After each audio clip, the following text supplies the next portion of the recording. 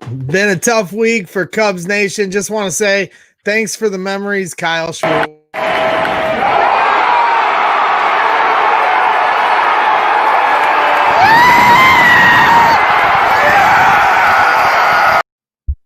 Can't wait to get back. Let's go.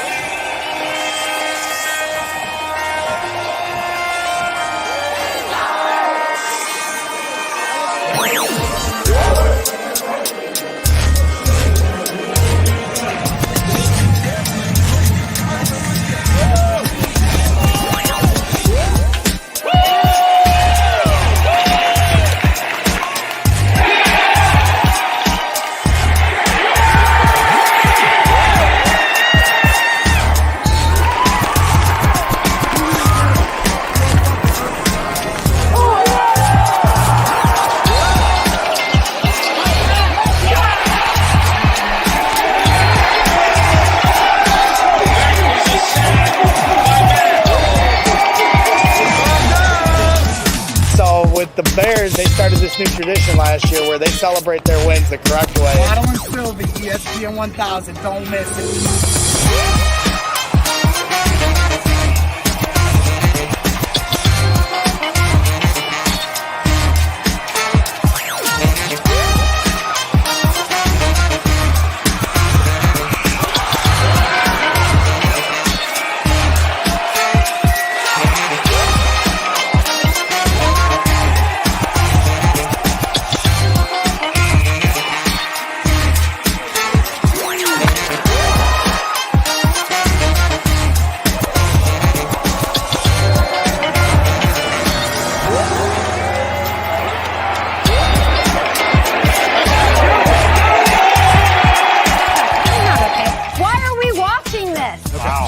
I know what you mean. It's like their own Philly.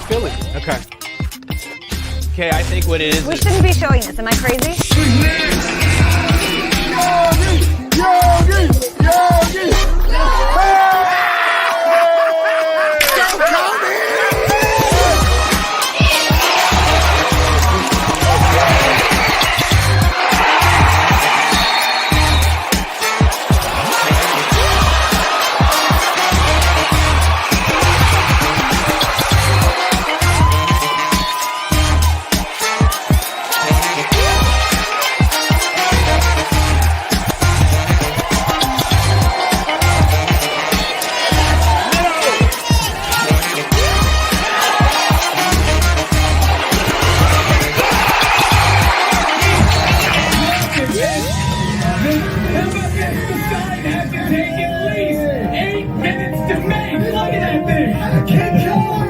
What a great sign that is. What have I told you? 17 minutes of rain would wash away 108 years of drought.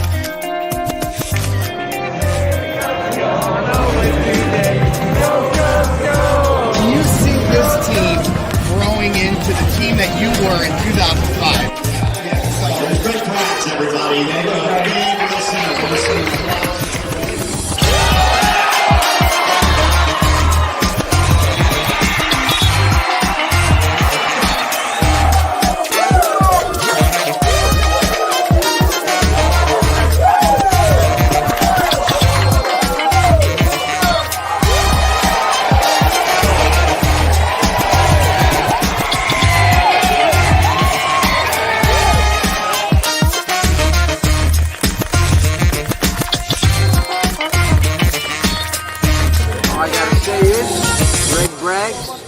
You are ridiculous. What's happening, gang? Back and better than ever. This is Braggs in the Stands. I am your host, Gregory Braggs Jr. This is my co-host, producer, and graphic design extraordinaire, Jacob Hovanek. We're back. Friday night special, as per usual. Starting a little bit later than our usual 7 p.m. start, 7:30.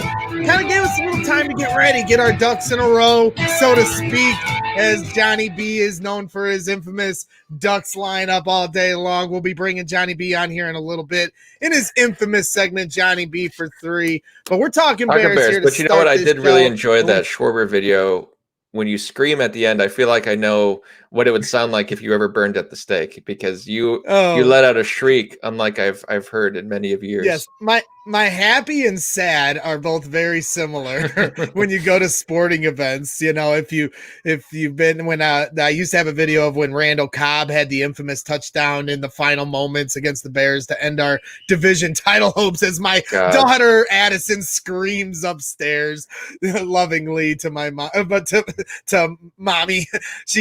She's been a handful today, so bear with us here, but my screams and my happiness at games are very similar, and I can't wait to get back. But you did have the screech of a lifetime for the double doink, but we don't have that video for now. But like I said, we're talking Bears today, and we got our guy Adam Jahns coming on from the Hogan Jahns podcast, The Athletic. This guy is one of the Adam Jahns, of course. He's a legend of Bears beat writers, one of the best in the business, and we're excited to pick his brain here in a little bit. But really great article this week that I can't wait to ask him about. 100%. We're going to dig deep into Ted Phillips and everything else. And that being said, I thought, our guy, Mark Silverman from Waddle and Sylvie, I thought he really set the tone immediately after the Bears game concluded against the Green Bay Packers. And it was an ugly beatdown. And I thought Mark Silverman kind of summed it up perfectly. So I wanted to share his video that he put out on Twitter immediately following the game. We can react. Same old shit. The same old shit. Let's face it, Bears fans. Year after year against the Packers, they're the hammer, we're the nail.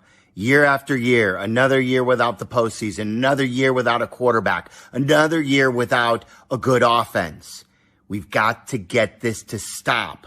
So while we're talking about Nagy, while we're talking about Trubisky and Foles, while we're talking about Pace, never forget this, Bears fans. We need you, and we need you to put the heat on them. It starts at the top. Repeat after me. It starts at the top. Decade after decade with no Super Bowl. 20 plus years with the same team president and 3 playoff game wins. 3. George, you want to win. You care. You had Virginia at the game.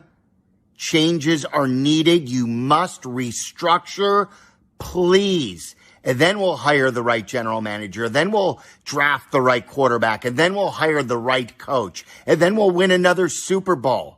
But seeing that guy telling everyone that he's number one again at Lambeau Field with 40 plus points on the board and the Bears looking only good in garbage time, not good enough, Bears fans.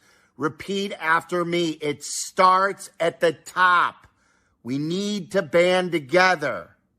Remember, Bears fans, it starts at the top.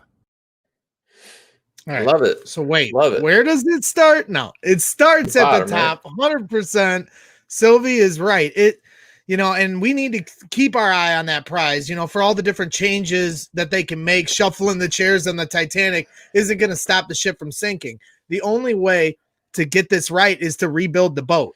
And that's what Sylvie's talking about. I've been talking about that for a long time as they continue to roll over, a GM into a head coach into a quarterback. It's kind of a leapfrog of a comedy of errors instead of just wiping the slate clean. And they have an opportunity here. That's what we were talking about on the post-game show after the beatdown. I'm a glass half full kind of guy.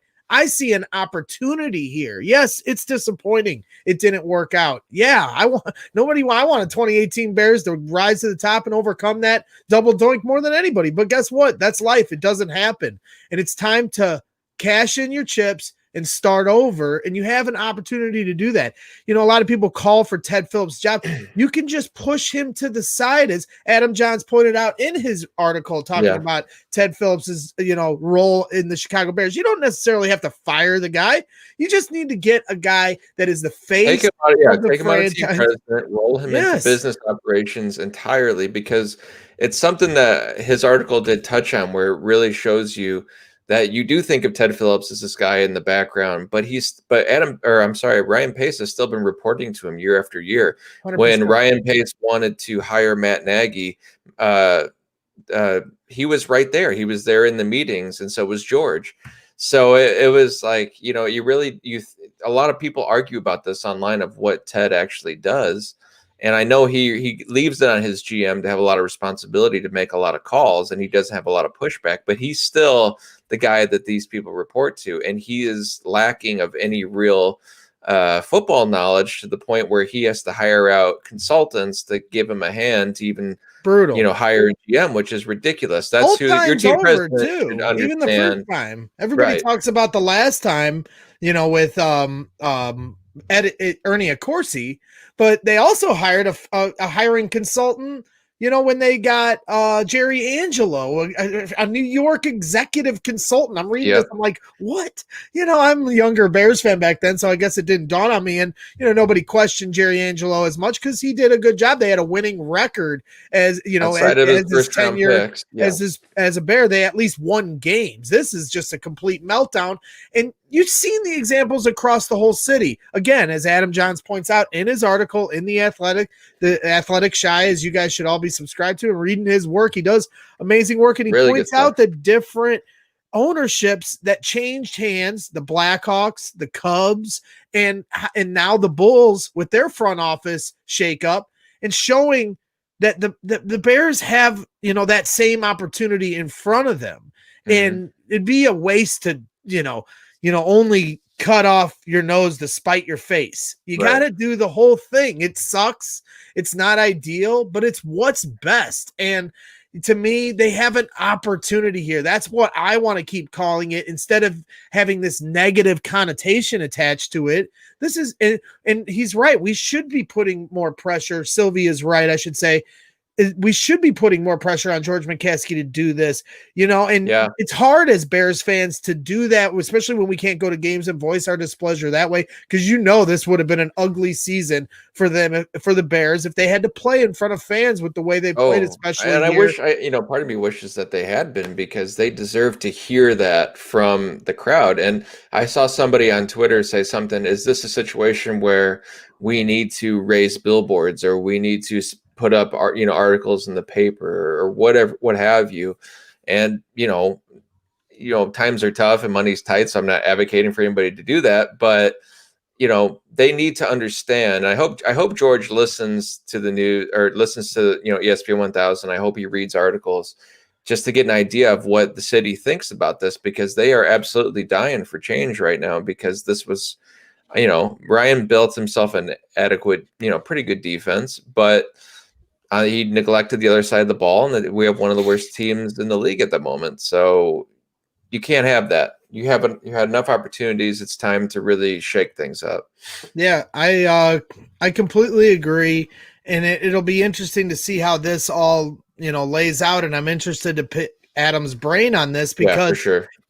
as he pointed out in his article, which we're going to talk a lot about when we talk with Adam, because we feel like this is the forefront on everyone's mind. What are they going to do here going forward? Yes, there are some games to be played, but something else that stuck out to me that I will bring up to Adam is, when the last time we saw the Bears have a beatdown like this, in a moment like this, in a regimen for a coaching staff, was when Trestman and the 2014 Bears got it laid to them, and it was 42-0 at halftime. And in his article, he says, hey, that was the moment they decided to fire Mark Trestman and, Phil Emery. And they had a meeting at the stadium because Virginia McCaskey was there, and they were all there for the game. And Wayne Larrivee actually caught them in a meeting, and it turned out later on that was when they decided to axe both of them. And you heard that Virginia McCaskey made the trip to Lambeau Field on Sunday night with George for the game, and you have to wonder. In the press box. Right. And you have to wonder if those same thoughts aren't going through their head. It's impossible not to. We as fans can see that this is deja vu all over again. So there's no way that they don't see it. It sucks. Yeah. Like I said, it's not an easy reality to accept, but it's right there in front of you, continually smacking you in the face each Sunday. And so that's, to me, there's no way George can, try to explain his way out of this inside his own mind, you would want to do, be like, well, this is the reason. And maybe the COVID, off season, and everybody's one more year, you can rationalize it a million different ways. But at the end of the day, they're not getting the job done, and to risk more of the future of this franchise going forward with them when you have huge decisions to make in this offseason regarding your quarterback and who is going to be the leader of your franchise going forward. And are you going to let Ryan Pace make that decision again? Are you going to let Matt Nagy make that decision? He hasn't really had an opportunity to draft one, although he has had drafts where he's the coach and they just don't draft one. So as much as that's on Pace, that's on Nagy too, in my opinion. And he also got to choose Nick Foles this offseason, albeit not too much to pick from as far as what you want for a free agent to come in as a backup or a safety valve to Mitch, but that's who they chose, and he wasn't good, and neither was Mike Glennon for Ryan Pace's pick. So I don't know if I want either one of these guys picking our next quarterback, and that's unfortunate to say, but it's just the reality. How can you do that? Truth. That quarterback's going to obviously outlive their tenure based on their track record. Pace shouldn't be here no matter what. I feel like that's the kind of the thing I want to talk to Adam about is if Ted Phillips is still in the situation as team president, and because he's so, pivotal on the business side of things with the way revenue has been with COVID, with, the new renovations that happened at Hallis Hall, with 2 years left on Matt Nagy's contract, with 1 year left on Ryan Pace's contract. If Ted Phillips is still calling the shots, is he going to put the Bears in another hole financially to pay two guys for a collective 3 seasons to possibly be other places, and then pay a new GM and then pay a new head coach? If that's a Ted decision, I feel like it's less likely to happen because he's thinking about dollars and cents more than he's thinking about what's best for this football team going forward. And they can't make that mistake again, because when they made the decision to hire Ryan Pace, I should say, when they made the decision to hire Ryan Pace, they didn't want to go for Chris Ballard. They interviewed Chris Ballard, and the word on the street was Chris Ballard said, well, if I come in, Ted Phillips has got to go in the back room where I don't see him anymore. And the other ultimatum he had was Jay Cutler's got to go. And they said, and Ted Phillips is the president and CEO in charge of this team. They said no to that. George said no to it, but so does Ted. He's involved in that decision making. And now you see where Chris Ballard's gone, and you're seeing what Ryan Pace is doing, seeing what Chris Ballard's doing for the Colts. And you wonder to yourself, that's not good decision making when Jay Cutler. They not only should have got rid of Jay Cutler, then they turn around and give him a 7-year deal. You got to be able to listen to the guys that you're going to hire, and you can't have a bunch of yes men around you, and so if somebody comes in and you want to get rid of Pace and he comes in and says, I want to get rid of Nagy because I want my own guy, you got to listen to him. You can't do the same mistake again and go, no, whoever we pick, you got to stick with Nagy for the next year. Pace, when you come in, I don't know how the whole situation went for John Fox. That's what they did with Lovey. When they fired Angelo, Lovey was still the head coach. And then after the 10-6 season, Emery decided to call up a Canadian League football coach to take his place over Bruce Arians and some other guys.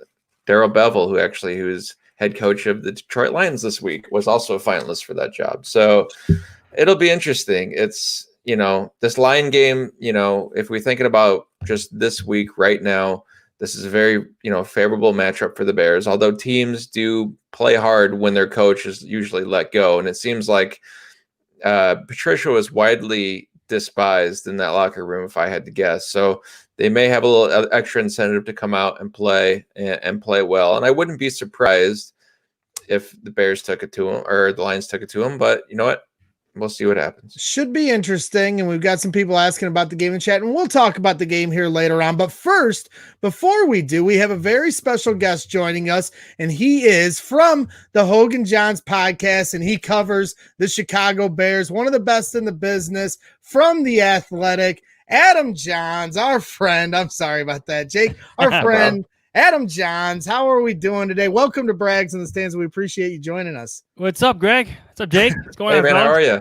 Good. Hanging in there, man. We're licking our wounds after last week. We're still licking our wounds. There's a lot of wounds to lick. Yes, for sure. Exactly right. It's a tough time as a Bears fan, but maybe we're getting more clarity on where this is going.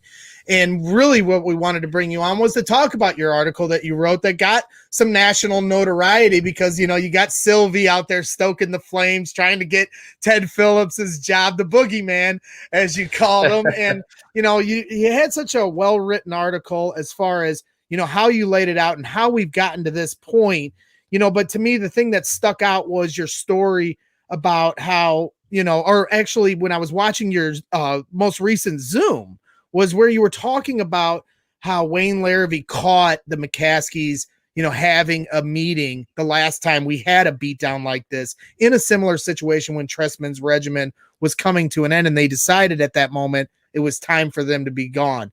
Do you think that that decision was made last Sunday? Because there's no way that they weren't feeling the same deja vu we were all feeling sitting at home.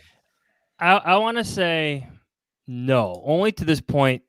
I think they were just fed up with Phil Emery at that point. I don't know if they want to feel fed up with Ryan Pace. Does that make sense to you? Like, they really genuinely like Ryan Pace. Now, do they like what he's put forth this season as a general manager? Like, is his team good? No, they're not good. They're massively disappointing, but they genuinely like him as a GM, as they've invested so much in him. They've invested so much in their building because of him. So I think that dynamic is significantly different. But yeah, the frustrations, Greg, are extremely real at Hallis Hall right now. Extremely real. The quarterback stuff, I think, is probably the most problematic for Ryan Pace right now. Of course, we could get into the Deshaun Watson, Patrick Mahomes conversation if you want, but in terms of the GM, the man himself, like that's different. Emery was viewed differently, I think, at this point. They don't want to feel that way about Ryan Pace, but they can't help but feel that way. There's a difference to me because just of who they are. But it's the quarterback thing. It's always the quarterback thing. And Ryan Pace took his big swing at it, and Matt Nagy's part of that swing too, to help Mitch Trubisky develop, and it just hasn't panned out. It hasn't worked out. So there's a lot of frustration right now at Hallis Hall. Well, here's what I want to ask you, because this is the moment, and I keep calling it an opportunity for George McCaskey to right the wrong of the mistake he's made, you know, a few times over. And if you want to add Ted Phillips into this, of course, because as you pointed out in your article, the decision-making in how they're hiring these people, they didn't want to hire Chris Ballard because he said, I didn't want Jay Cutler. Well, okay, you should have listened to Chris Ballard and just wiped the slate clean. Then you bring in the next guy. He rolls over Matt Nagy into Mitchell Trubisky. Now you have this opportunity here. And like I said, I want to keep calling it an opportunity because if you want to hire a new GM, you can't force him to stick with Matt Nagy. You got to let it be up to the GM. Will George McCaskey learn from that mistake and let that be their decision and not George and Ted's? Oh, man. Well, one, I think he's really got to consider Ted's place in this. This is what set Sylvie off, right? And I think Sylvie and I are actually on the same page. Like, it's time for a change. 21 years is 21 years, right? It's just time. It's time to think outside the box. It's time to change the status quo. So if you're really going to have this house cleaning, it starts with Ted Phillips. Whether you want to keep him on in some other role, fine, but he's got to have no role in football operations. He can't be like the guy that Ryan Pace checks in or whoever the next GM is, right? You can't have him be your go-between the GM and ownership, which is George McCaskey. I think it's just time. And I think it's very fair to just realize. But to your point, yeah, you can't stick your GM, whoever that is, with the coach, because it's played out for the Bears before. We saw it with Jerry Angelo and Dick Duran, right? That kind of prolonged things for Jerry Angelo. And you saw it with Phil Emery and Lovie Smith. You saw Lovie Smith go 10-6. 10-6 and get fired. And thus, I get that he didn't make the playoffs, but that team had something. It really did. Off of his defense, too. Yeah. They went 10-6 exactly. off a team that was led by his defense. You know, Matt Nagy's teams are led by a defense that he technically isn't really building or he inherited pulling the defense. strings on. Yeah. So, like, again, let the GM pick his coach from day one. Like, if you're going to clean house, you're going to bring in a new GM, don't stick him with Matt Nagy for a year, because then you're just delaying this process, because that GM is going to want to rebuild. He may not use the word rebuilding, but that's what he's going to want to do. He's got to find his quarterback. He's got to fix an offensive line. He may have to find a number one wide receiver. There's a lot of things he might have to do. Whoever this person happens to be, maybe it's Pace. I don't know. Just, if you're going to do a house cleaning, I think you just got to put everything on the table. No more status quo. Learn from your past, learn from your mistakes, and really try to fix this. Yeah. And it seems like Greg was saying, this is kind of a moment in which to do that, because you have your quarterback ending his contract. You have a disappointing season. And it just seems like the cards are aligning, if you're going to make a change, to make that change. One of the things that I'm afraid of is, from a financial standpoint, that the Bears are hesitant to make those changes, because you have COVID that did a number on revenues for the team.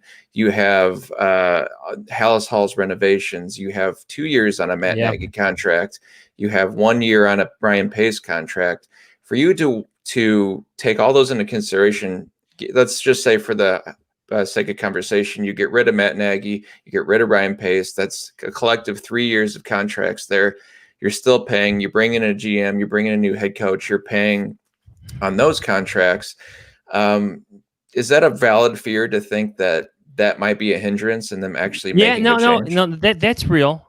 That's real. I guess my counter argument to that is, it's the NFL. Like, business is always booming. It may not be as booming as it once was because of the pandemic, but you're still on television. You still got the ratings. You still got the television rights. I'll give them my ticket money if they'll let me in. Yeah, you have that. Like, there's still merchandising and stuff. Like, business is always going well. I always tell people this. Like, what about fans? For a lot of these owners, like, it's the ticket revenue is like I don't know, like a tip, a second job or something. You know what I mean? Like, it's just the TV money is everything. And I get gate revenue. That's a lot, but it's not like baseball. You don't have 162 games or 81, however you want to say it. Like, it's just different economically. It's the TV rights. There's just so much into revenue sharing that you have to consider. But yeah, I get it. Like, and the pandemic's changed everything too, right? Like, do you give your team a pass just because of how things have played out this year? Now, it's been like that for everybody, but I think if you have a quarterback, you're able to overcome the pandemic more, like a pandemic affected season. And obviously the Bears don't have a quarterback, but I think some stats don't favor Matt Nagy. I think his winning percentage does help, but that's all from season one.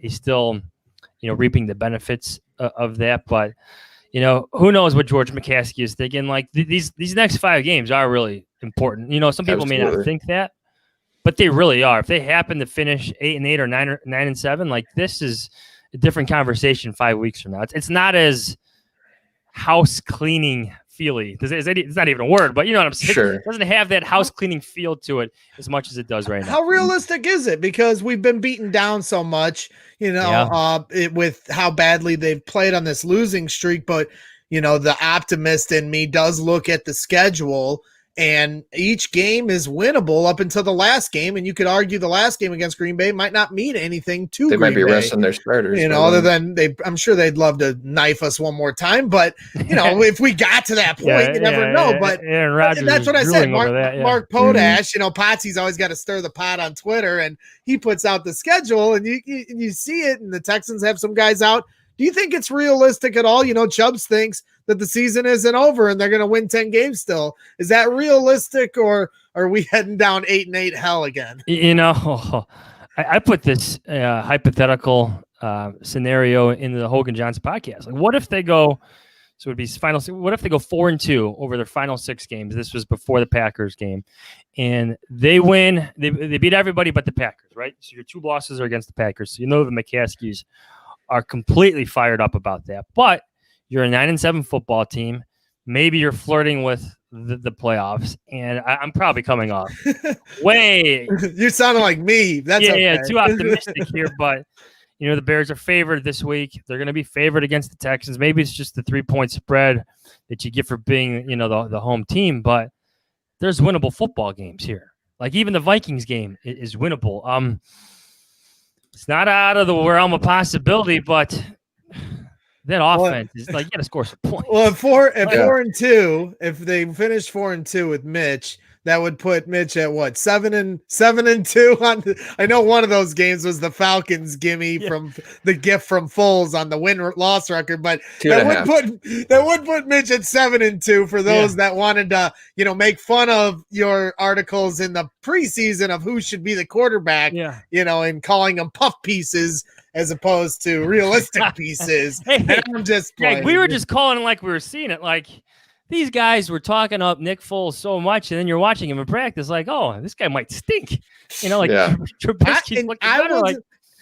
I wasn't there, but in 2017, it was a little bit of the same thing with Mike Glennon. He'd do one thing right, and people would be like, oh, it's so great. And I was like, he looks kind of terrible out here, guys. I don't know. And not to say that he's as like Mike Glennon, but it has turned out to be in the same way. It's frustrating. But, back to Ted Phillips, because I did want to ask you this question, because like I said, the article was such a great job you did that you put on The Athletic. And I do want to know, what do you think was the more franchise altering decision that falls at Ted Phillips' feet? Was it the veto of trading up for LaDainian Tomlinson or Ryan Pace over Chris Ballard? Ooh. That LaDainian Tomlinson, that goes all the way back to Mark Hatley, right? Yeah, like Sylvie told that story that they wanted to trade up and Ted Phillips put the kibosh on that. Yeah. Who told that story? I'm sorry? Sylvie. Yeah. So that one goes way back, but that's like the first year of Ted Phillips, right? This goes to show you, though, how much of an impact he has on this franchise. Because they take LaDainian Tomlinson. That alters what we're talking about right now as the Bears. Now, the other story that I always heard was always like he wanted them to take a quarterback. So, like, Nathan Ennerly became that guy. Not that he liked and loved Nathan Ennerly, but like as the story goes, that like, hey, I think we should take a quarterback. So who was it? Angelo at that time goes, all right, here's Nathan Ennerly. And then, he became the backup that everybody loved for a little bit of time. To me, I'll say this. Like, some of that stuff probably happened. I don't know how it played out exactly, because you always hear rumors and whatnot about stuff like that. I know he didn't stand in the way of a lot of major moves, whether that's, I put that in my column, like the Cutler move and stuff like that. Like, those moves, I can tell you with 100% certainty, were brought to him. Like, hey, what do you think about this? And, maybe he should have said no instead of, okay, let's do this. If you think back at it, like, I know what you're saying. Like, I want to see how things play out first with Chris Ballard before I continue to sing his praises, because I think some people are singing his praises for the guy hasn't won anything. We'd be complaining too if it was the Colts situation. Yeah. Like, let's see the guy win a Super Bowl first before. Let's see who he picks as his next quarterback, right? It ain't gonna be Phillip Rivers. So to me, it doesn't feel like the Titanic is over there. No, I know what you're, because he built the offensive defensive lines. To me, the decision that should stick with everybody with Ted Phillips, it's the Phil Emery hire, right? Like, that's it. The guy doubled down on Jay Cutler, and I get that he changed his story in town, but like, I don't know if that was the best decision. The guy brought in productive players, Brandon Marshall and Martellus Bennett, but within a year, that locker room was all out of sorts. Hiring Mark Trestman, my God, like replacing Lovie Smith with Mark Trestman, like saying goodbye to Brian Urlacher. Shaming Urlacher, and that was their problem. They were smart enough, and I went crazy back in the day. I used to have this epic phone call where I went crazy on Waddle and Sylvie about get rid of them all, and I was including Jay Cutler, and of course they were brave enough to get rid of 2/3 of it. But they weren't brave enough to get rid of Jay because, what are we going to do without Jay? How are we going to find a quarterback? When Russell Wilson got drafted in the 3rd round, and we had 3 third-round picks that year, and then the next year Dak Prescott gets taken in the 4th round, and instead of drafting those guys, we have Jay Cutler. So what do we need him for? And they're going to do the same mistake again if they only get rid of the quarterback and the GM and not the head coach. As much as I wish it worked out for all 3 of them, I thought they were going to get there, but you got to know when to cash your chips in. It's so obvious. So to me, that timeline, that 2 years, that 3 years where it was the transition from Lovey to Mark Trestman. Like, this is why they're still kind of a mess, and they just set them back so much in terms of roster building. Like, look at those guys that were drafted. They're not. Some of them are even in the NFL. Like, within 2 or 3 years after being drafted in that era, and it's just the culture erosion after. It's the way some of those beloved players like Lance Briggs, Devin Hester, and Charles Tillman were treated at the end. It's just like that to me. Like, I get the Ryan Pace, Chris Ballard conversation. I get going all the way back to when Mark Hatley was being forced out the door and Jerry Angelo was brought in, which is like after the draft, if I got the timeline of that correct. But the Emery selection, like the Emery hiring, that should stick with Ted Phillips. That's the one that should burn him. Oh, yes. Yep. Yeah. So we don't want to keep you too long because we appreciate you carving out some time for us. We know you're extremely busy, but we did want to, take a second to talk about your book that you released this year. And it's been getting a lot of rave reviews from everybody in Chicago Bears Nation, the men and the moments that made the Chicago Bears, forwarded by Patrick Manley. Talk about how you kind of came about this project and what inspired you to write it. Yeah, us and Triumph Books were actually discussing another idea, which may be out in a couple of years from now if things come back to fruition. But we landed on this one. I wanted to write a book, always wanted to write a book. So long story short, kind of a career goal. Triumph Books offered me this opportunity, and I couldn't say no. I just wanted to try the process. So, Greg, throughout this entire ordeal, it took over a year, I always kept the fan in mind, like how you would consume the team, especially like nowadays. So there's like a chapter on Tom Waddle. There's a chapter, or there's a part of the Jay Cutler chapter. It's focused on the Waddle and Sylvie show, the Jay Cutler show, right? There's a chapter devoted to Doug and OB. There's a chapter devoted to some of the broadcasters and media members that you've read for so long. And you got all your fan favorites in there going way back. So it was kind of fun to dig up, some stories I've never heard before. But I always kept the fan perspective in mind, just especially how you guys consume the team on a daily basis. Sure. Yeah.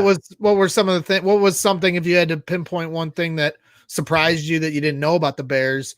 Not to give up too much of what's in your book, but something that surprised you that you didn't know before.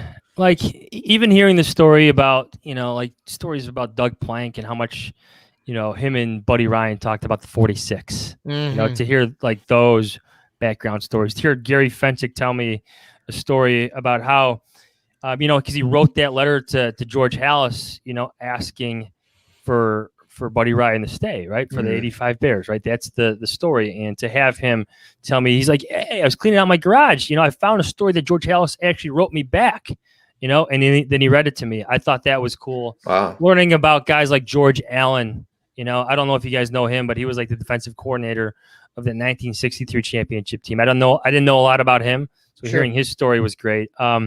Just like spending time with like Jared Payton and talking about his dad was just amazing. What's your favorite run that your dad, like what's your favorite run that your dad had? Like to talk over burgers about that was cool. Like those conversations I had with like coffee with Owen Kreutz or beers and burgers with Patrick Manley.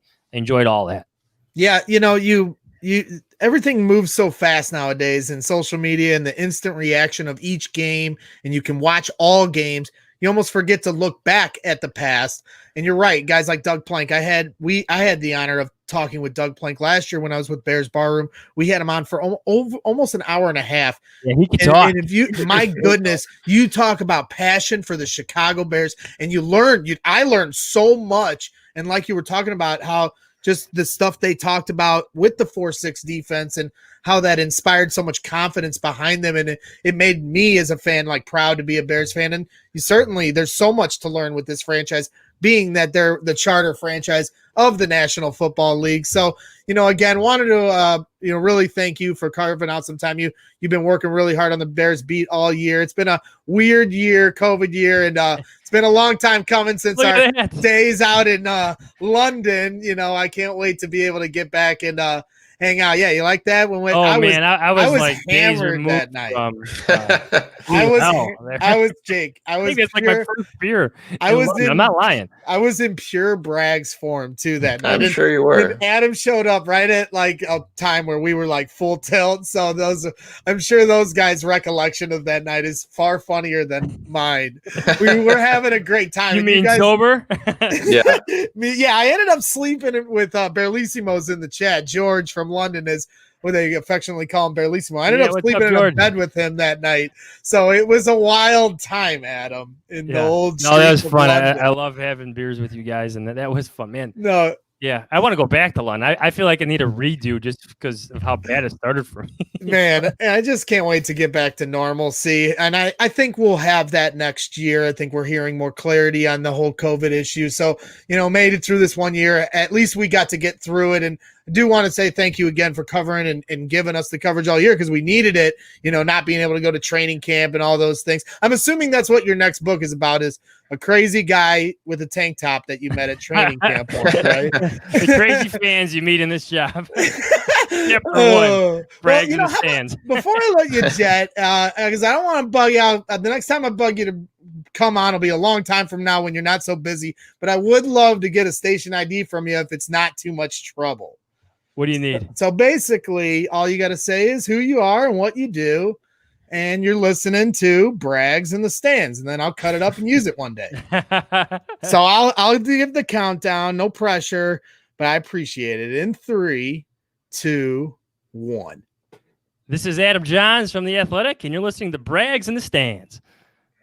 Perfect. Boom. Like it. Love it. Appreciate you again, Adam. Keep working hard, and we'll keep reading along. Thank you so much. Maybe the Bears will make it interesting. I know that's what a lot of fans are dreading, but we'll find out one way or another. Thanks again for coming on tonight. Have a good night, fellas. Yeah, thanks, man. Adam. Take care. Adam Jahns from The Athletic and the Hogan Johns podcast.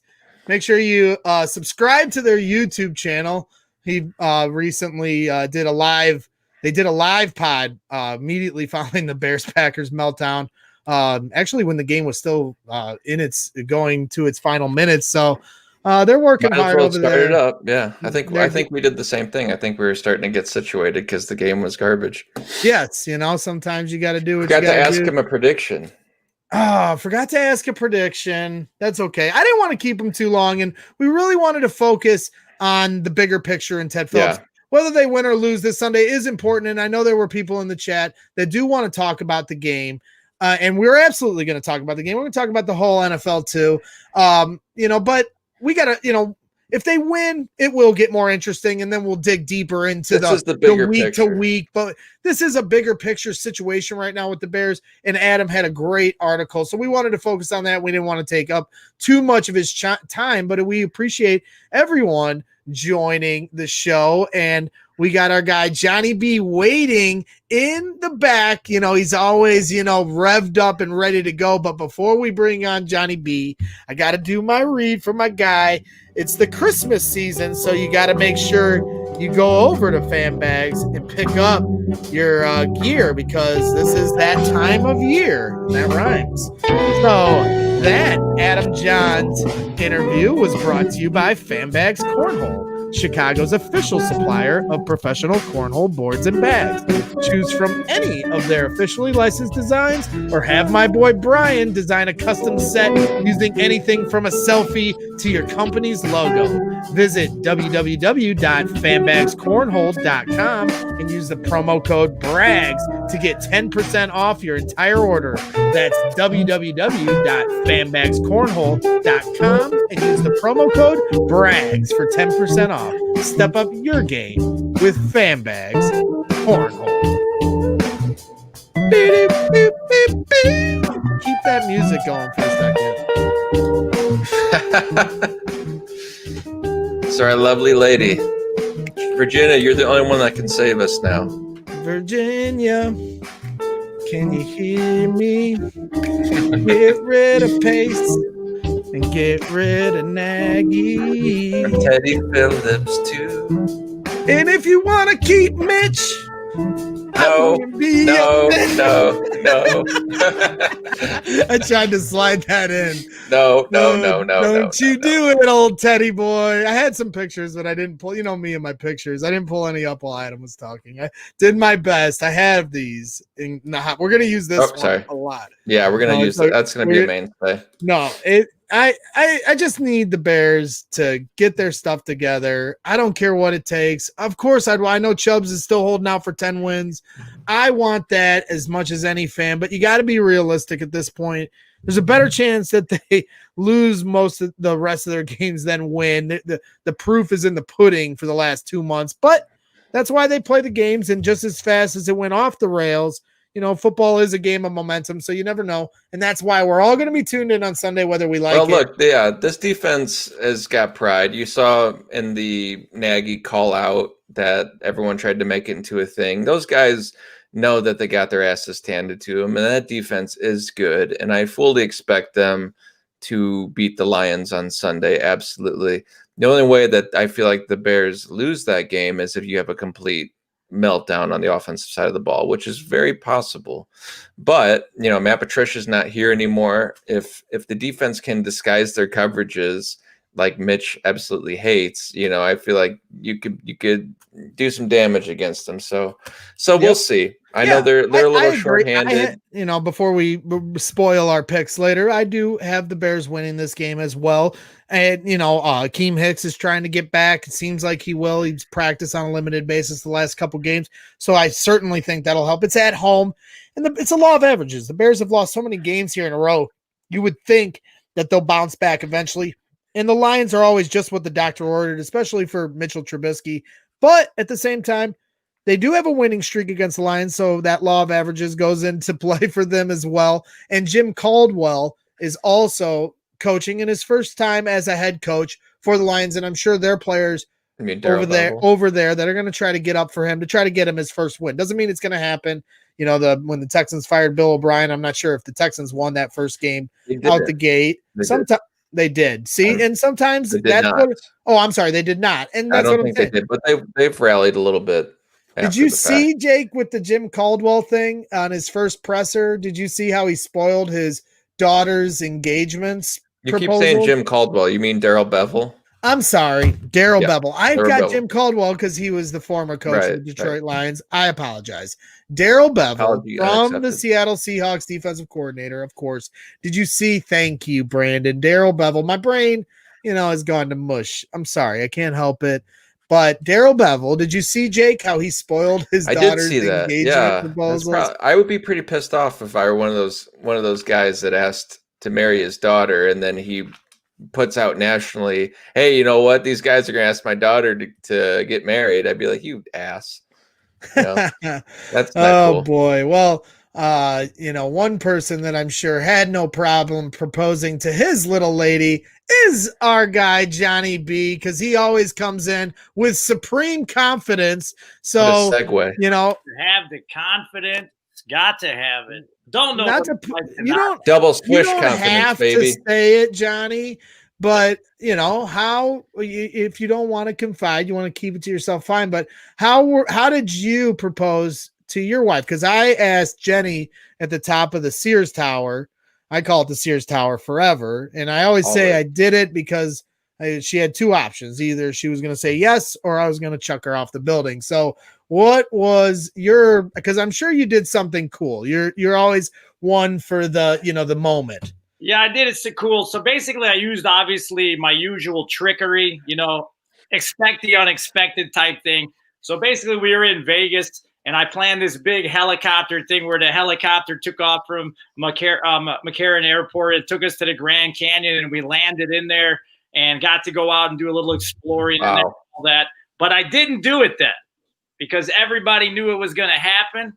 That was going to happen. Expect the unexpected. So everybody was like disappointed. We were there for spring break, had a great time, whatever. So then several months later, we're in Michigan in the New Buffalo area, Union Pier. And we were just hanging out at the beach and stuff. And I actually had it with me in my pocket, hoping that I didn't drop it because the sand, obviously that thing is gone forever. Yep. Basically, it was a little story, and I had a diversion, and I kind of made her look the other way. I was like, "Oh my God, check that out!" And she was looking around, and then she looked back, and I wasn't there because I was down on a knee. Bang, love it. Smooth.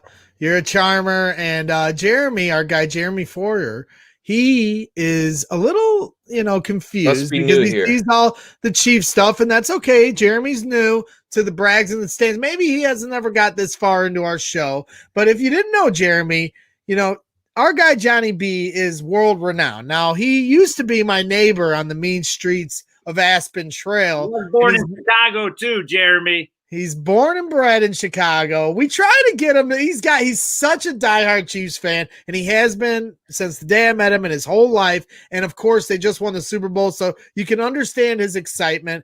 He's a Sox fan too, so we're trying to. I'm going to try to get him to integrate some Chicago apparel in the background. But this man, Johnny B, is a staple to Brags in the Stands. So if you don't know Jeremy, you're about to find out, because what he does is he gives out picks each week. So he helps you make money from your couch.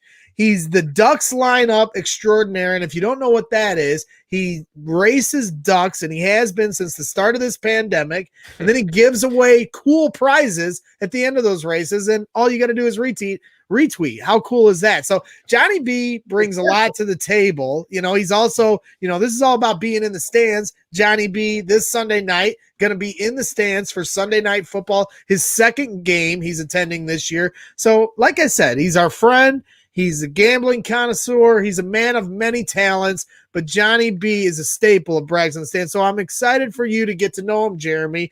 And without further ado, with that being said, let's give him a little taste of what Johnny brings. Let's give Johnny B the floor, and let's give Jeremy for the Johnny B for 3 segment. All right, well, the picks went pretty good, and I've just been feeling these game day picks, but my number one pick last week on the show, the Chiefs +4, and I had mine in before the Broncos lost all their quarterbacks with the Saints -1. I had all my money on that, and that was like an easy walk in the park. Like, I was looking around, I was drinking my Arnold Palmers and everything else, and it was an easy cover on that bet. But the game day picks is where I'm just killing it. So we're 3-0 on game day picks, 2-0 on the video. I gave another one before the Sunday night game. Those game day picks were Tyreek Hill. What a day to pick him. Over 5.5 receptions. He had that in the first quarter. Smash that one, baby. I also had Fitzmagic, the bearded wonder. Over 1.5 touchdown passes, and he drilled that out there, no problem. And I'm sorry about this one, but I had to do it. Devontae Adams, anytime touchdown scorer. That was my last one to go a perfect. Easy money. 3-0 on my game day picks, and now I'm up to, let's see it here. What are the game day picks?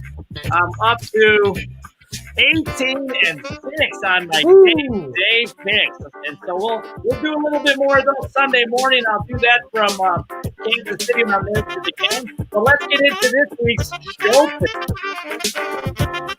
My number one pick, the Chiefs, -7, and the Packers, -2.5. Put those together on the parlay sheet. I'm calling this the winners win piece, because that's what they're going to do. Easy covers there. I don't even know if the Broncos have a quarterback. They haven't practiced in like 2 weeks. Mahomes shredding them. And that's -35. So that's pretty good odds there on that team. My number 2 pick, I'm calling this the good teams that are kind of looking for playoff spots that need to win. I'm going to take the Bills +7. Are you kidding me? I feel like the Bills with 7 points. We're going to put them with the Seahawks -4. Russell Wilson didn't look that great except when he threw the ball to Metcalf the other day. I think he's going to get it together. Put those together. Put those pieces. -130. $130 wins you 100. And the number 3 pick, I just have a good feeling about this. I know that Greg loves the Washington football team. They might have one of the best defensive lines in football right now. I'm going to take them. I want 2 touchdowns and an extra hook on that half point. I'm going to put them with the Vikings, who are actually into a little dramatic fashion, but they got Adam Thielen coming back and Jefferson looking so good, and Delvin Cook, and they're playing the Jags. I mean, I think this might be, I think we're going 3-0. -126, $126. And those are my 3. Johnny B for 3 picks this week. Johnny B for 3s, picks to click. Chubbs has got you in the Hall of Fame, Johnny B, and I happen to agree with him. You are just like I said, a jack of all trades. And look at that, Jeremy. You just won yourself some money. If you put those bets You're in, gambling, man. you'll be thanking Johnny B later. And we're all just kind of scrambling, trying to keep our heads above water during this crazy 2020 COVID season. But I do have to apologize to you, Johnny, because I gotta start doing and like each week we need to tell people how you did last week, as far as like have the record. We gotta like have like just like we have our record. Are you trying to make more work for me? No. It'll be for me. I'll keep track. He just did it every time he starts out. He talks about it. I'll keep track of it because also the season total I think is important too. Because so 16 and 18. So and then we can have like just so we, because I know you're going to go on a heater here real soon. So I want to make sure. Been on a heater with these game day picks. That's what I'm saying. Just because I lose one pick, I mean, I don't think you guys quite understand the amount of bets I'm putting in a week. I mean, I talked to Johnny the other night, and he was killing it on some basketball. Yes. And then, regardless, I got to be able to share 6-part tease on college basketball the other night. A 6-leg parlay tease the other night. I was talking with Jake, and I just happened to wrap that up the other night. So yeah, that's I give these football picks, but that's my specialty. For me, but I got some other guys that I know, a couple of my friends that live in Vegas. They're into the basketball and the college basketball. And so we hit it all for sure. But these game day picks for me on these videos, 18 and 6. I mean, wow. Let's run through these really fast one more time, just because I think the music was a little loud. So here you go, Johnny. I'll run through them real quick for you. Chiefs -7, Packers -2.5, parlay tees. I'm calling this the winners win parlay tees. -135. Bills +7, a really good football team with plus a touchdown. Seahawks bouncing back a little bit. I expect them to score a lot and often this weekend, -4. Bills, Seahawks parlay -130. And then Greg's favorite team other than the Bears, the Washington football team. Are you serious? With that defense, +2 touchdowns and a half-point hook with the Vikings, who got a lot of weapons, scoring a lot of points. And that's -126. And let's face it, those Pittsburgh Steelers looked bad the other day. Yeah. And the music wasn't too bad. There was a couple moments, and I think it's hard for me to tell. And a couple people said it was a little loud, so I'm trying to balance it a little bit, but it's tough. I don't want to drown out Johnny's sweet voice. No, it was good, and Johnny's good. He brings the thunder. So, it wasn't terrible. It was just a couple parts, so it wasn't too bad. But we do want to make sure we get those picks out to you. And no, somebody said, Jeremy said, should I bet the Christmas bonus on it or get the pool if it isn't Jelly of the Month Club? And he says I won't get that reference. And you're right, Jeremy. Oh, that's Christmas vacation. Christmas vacation. Yeah, Christmas. Yeah, and you know why he says I don't get that right? I had a feeling that was what it was from, because last year that was like my homework, because I had admitted to the listening audience that I had never seen it. Then I watched it and I really wasn't that impressed to it, and then that caused even bigger of an uproar. And since it's Christmas season, we can get into this a little bit before we get into our pick'ems and everything else. But I'm of the belief that the greatest Christmas movie to me of all time is Home Alone 1 and 2, because those are my go-tos. But of outside the box, everybody always talks about Die Hard being a Christmas movie, and it is. But I also believe Batman Returns is a great Christmas movie, and no one ever agrees with me on this. Well, if you're going to call Die Hard a Christmas movie, you can call Batman Returns a Christmas movie. Where are you guys on this? Forget Die Hard, because everybody goes Die Hard. Is Batman Returns a Christmas movie? No. I don't even remember the last time I've seen Batman Returns. You haven't seen Batman? I've seen it. It's with the Penguin and all that. Yes. Yeah, of course. Don't just say it's with the Penguin and like poo it to the side. We're talking about Tim Burton's Batman Returns. George Clooney is the only real Batman to me. So no, he's not. Don't be silly here. Don't be silly here. And I know everybody's a big fan of Christmas Vacation, and my wife is a big fan of a Christmas Story. Remember, the Jelly of the Month Club is the gift that keeps on giving. Okay, yep. I see. And I finally got somebody. Randy Quaid before he went crazy. I finally got someone in my corner. Someone as crazy as me. Mike Hoff says that Batman Returns That's is just your burner account. It could be. Very well could be. Jeremy says no to both, so it's tough, to each his own. Jeremy more every second, even though he didn't like me. He's starting to agree with me, even though he didn't like me. I don't think it was that he didn't like you. I think he was just very confused because everyone knows me as this Chicago super fan and brags and stands. Of course, it'd be all Chicago all day. Then they come in and see all your crazy Chiefs paraphernalia, and we don't try to keep you from this. Yeah, see? That's what I'm saying. We just got to encourage you. With my bare hand off a slap shot before they had the nets up. I'm not going to tell you what to have. What's up? So I'm not going to tell you what to have in your background because I know you're excited for your Chiefs. They just won the Super Bowl. Sorry. They just won the Super Bowl. You were in the stands. You got to witness history. And so I know you're, really excited. You got Patrick Mahomes. You're welcome, by the way. So I'm not going to tell you what to have in your background, but I do think, that you should add some of your Chicago stuff to the background. Just a suggestion, but I know it's football season and I know you're really excited for your Chiefs. So, totally up to you in that regard. You do you, Johnny. So, I got some. Once baseball season comes, I actually have a few things that I can talk about that I think will add to the show. I don't want to blow my wad, as they say, all at one time, so I'll save it for another day. And this is something, Greg, that I don't even know that you know about me or my family and the White Sox. So I'll save it for another time. So and the Sox, my family has a Ron Kittle connection that I've never talked about. That was well. my favorite player when I was a kid. My dad's a general contractor in the region, and I think he built a garage for Kittle or like an extension on his house or something. And so I have a baseball bat signed by Ron Kittle addressed to me and my brother.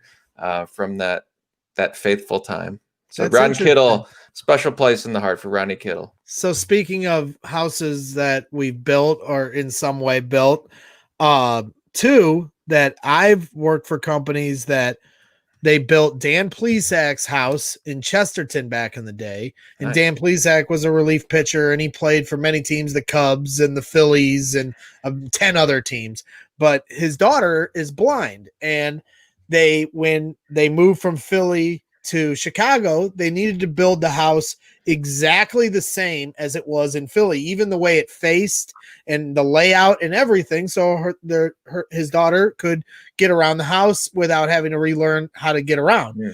And so our company built that house. And then also we built the house that in another house in Chesterton where Jay Cutler's parents ended up buying that house a few years later. They didn't buy it when we built it, but it turned out later on down the road. So those are my builder house. So we built here at Brags in the Stands. That's what we do. We build people's houses. I don't know where I'm going. That's what we do. Whose houses have you built, Johnny B? Oh yeah, Dan Plesac is the man, the heart of the region, and that's right. We always talk the region here. I represent the region all day, every day. That's all I ever talk about, to an annoyance of many, but I don't care. And so let's move on. We got our pick'ems. That's right. We got our Johnny B for 3 in. You're gonna make some money from your couch. Let's get in some picks here. Last week I went 10-6. Greg went 9-7.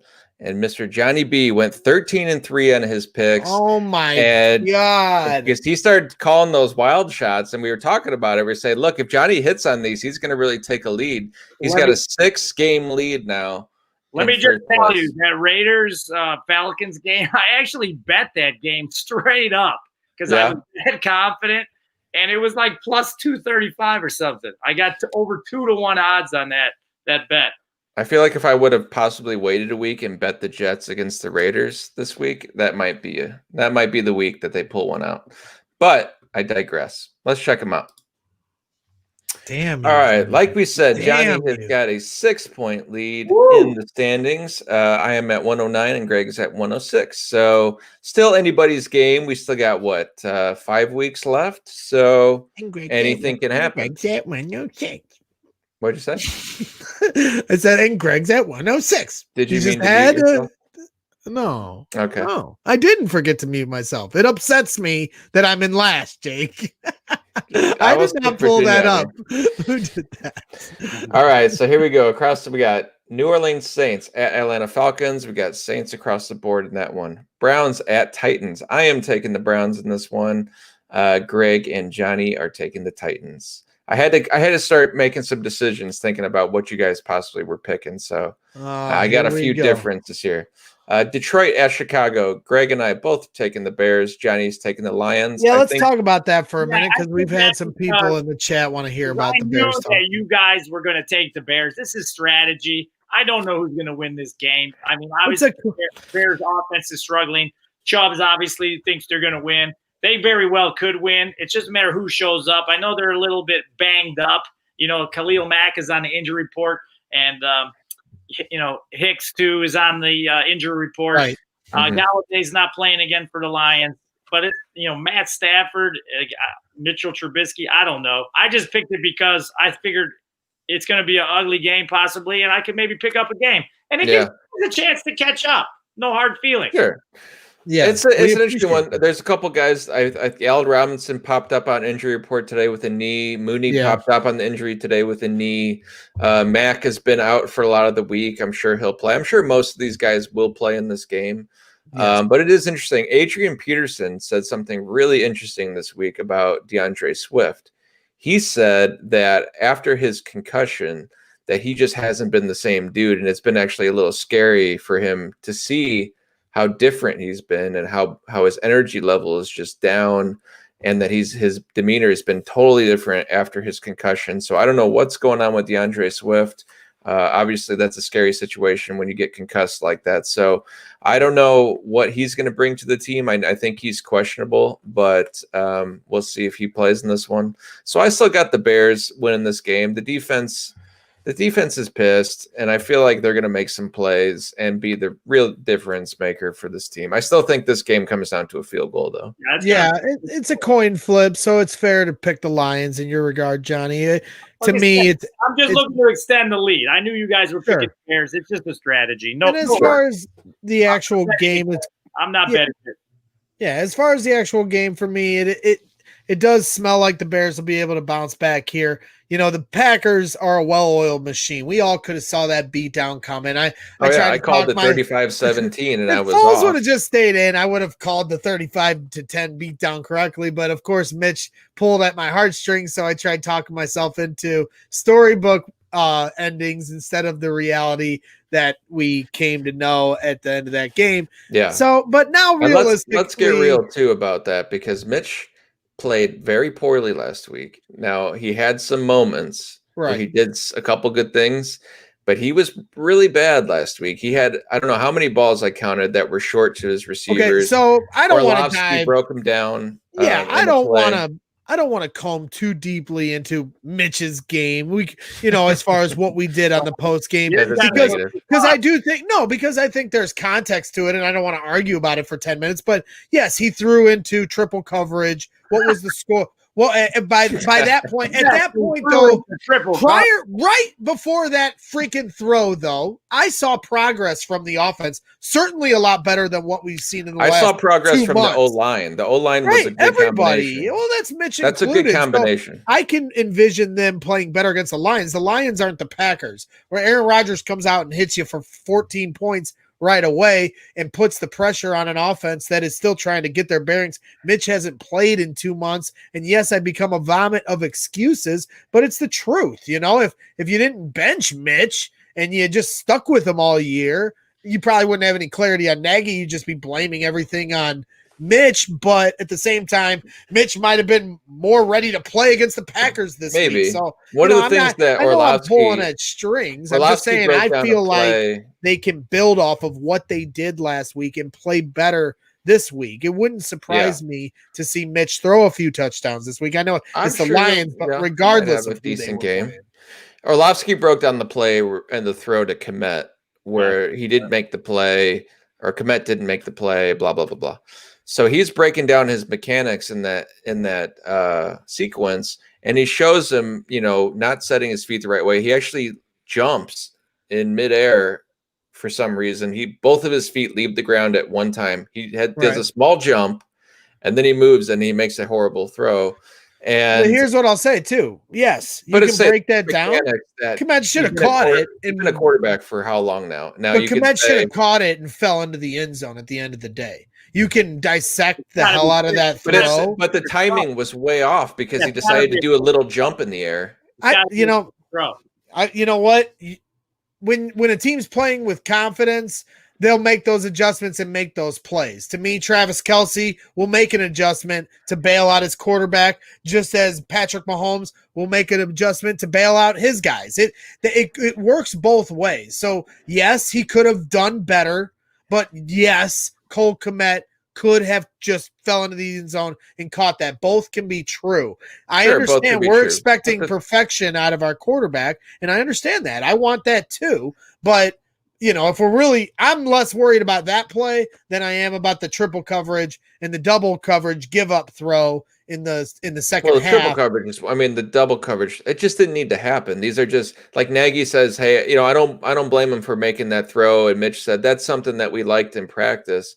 But you still don't make he was going throw. There no matter you still what. Don't make the Barlissimo, I didn't know we were going to talk about it, and I wish I would have pulled it up, but Barlissimo did a nice breakdown on his YouTube of that play. And one could argue that there was illegal contact on when Mooney went to run to the post, as they call it. And I'm no film connoisseur, so I'm not going to beat that drum, because at the end of the day, Mitch shouldn't have thrown it no matter what the coverage, whether there was illegal contact there or not. But again, like I said, I don't want to go too deeply off the rails, onto our pickups. Yeah, I don't want to do that. I'm just saying, Mitch probably would be playing better at this point. What I think. Had he been the starter, but he also has been in this league long enough now to where you're making really stupid decisions. Yes, and I really think even if they had played well, the Packers win last week. That's how locked in Aaron Rodgers is right now.